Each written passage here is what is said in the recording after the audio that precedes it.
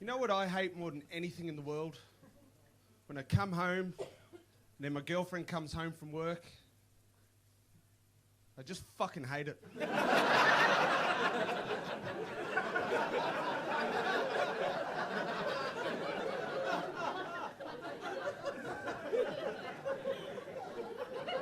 Is there anyone here from Australia?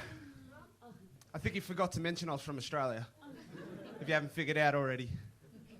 Of course there's no one from Australia. They're all in London. I always have this chat with people who walk up to me and go, "Where are you from?" I go, "Australia." They go, "Whereabouts?" I go, "Melbourne." They go, my cousin's friend's sister lives in Perth." Cool. Cool. I know a guy called Vladimir that lives in Russia. It's about the same distance. Now, I left Australia 2 years ago, working as a train driver, driving around the countryside of Australia, just killing kangaroos. Then I moved to Sweden for 2 years to be a school teacher. And then now I work at Yates in Liverpool. So if I keep this progress going in life, in about 5 years' time, I'll be a child soldier in Uganda.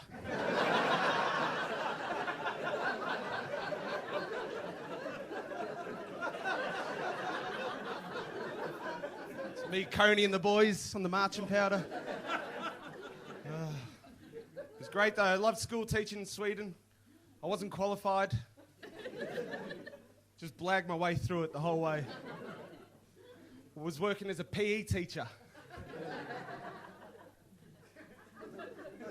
Imagine me turning up on my first day, looking like Hodor from Game of Thrones. Teaching Swedish kids how to be healthy. Mental. Kids were great though. Kids were good. They were a bit like, I don't know, I was a bit not knowing what to do. So the kids would come up and they'd be like, getting a bit frustrated in class. And I'd be like, "What's wrong?" It's like, "Oh, Mr. Wild, you don't know what it's like being a teenager." You fucking what? I said, "You got it good. Teenagers now can bring their mobile phones to bed. When I was a teenager, I had to stay up late and watch Sex and the City to get a 3-second glimpse of Kim Cattrall's nipple." You don't know what it's like being a teenager. It was tough for me though. I had to tell kids off. And when I was at school, I was a right little shit, so this is hard for me to do. So the kids were, playing up one day and they were throwing snowballs. I was like, "What are you doing?" I said, "You're not allowed to throw snowballs in the yard." He goes, "Bet you when you were a kid, you used to throw snowballs." "No. From Australia. We used to throw rocks at police cars." It's about the same. It's the first time in my life, though, I had to deal with teenage girls. Even when I was a teenage boy, I didn't deal with teenage girls. I just couldn't get over how honest they were, especially like the Swedish kids. They're like teaching PE, doing the beep test. One of the girls stopped at level 1-3. I was like, "What are you doing? The fat kids are still running." She comes over and she's like, "Mr. Wild, I've just come on my period and it's coming down my leg." I was like, "This is well above my pay grade. Do you want me to call an ambulance?" What am I meant to do there? It's chaos.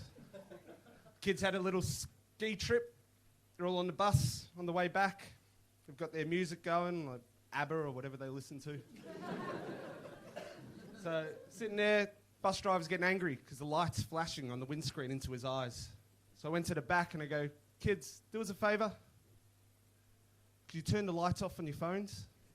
One of the kids goes, "Mr. Wild, haven't you ever had fun in your life?" I said, "Listen here, Sven.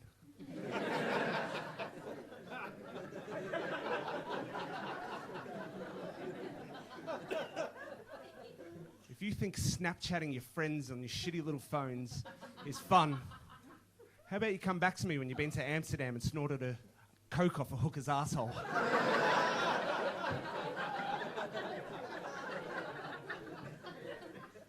So yeah, work as a barman now.